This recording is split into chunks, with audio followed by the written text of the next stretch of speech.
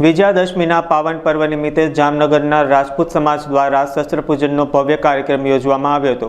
જામનગર શહેરમાં ક્રિકેટ બંગલો નજીક આવેલા રાજપૂત સેવા સમાજ ખાતે આયોજિત આ કાર્યક્રમમાં ધારાસભ્ય રીવાબા જાડેજા, પૂર્વ રાજ્ય કક્ષાના મંત્રી ધર્મેન્દ્રસિંહ જાડેજાની આગેવાનીમાં રાજપૂત સમાજના અનેક અગ્રણીઓ ઉપસ્થિત રહ્યા હતા। શાસ્ત્રોક્ત વિધિ મુજબ વૈદિક મંત્રોચ્ચાર સાથે પરંપરાગત શસ્ત્રોનું પૂજન કરવામાં આવ્યું હતું। આ શસ્ત્ર પૂજનના કાર્યક્રમમાં શહેર અને જિલ્લાના અન્ય રાજપૂત અગ્રણીઓ તેમજ મોટી સંખ્યામાં સમાજના સભ્યો જોડાયા હતા અને પાવન પર્વની ઉજવણી કરી હતી।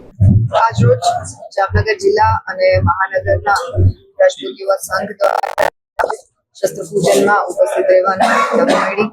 ભારતીય અને ક્ષત્રિય પરંપરા મુજબ માં શક્તિની ઉપાસનાની સાથે સાથે શક્તિ સ્વરૂપા શસ્ત્રોનું પૂજન કરી અને જે ટ્રેડિશનલ પ્રથા છે એમાં ક્યાંક પાર્ટિસિપેટ કરી અને ખૂબ ધન્યતા અનુભવું છું।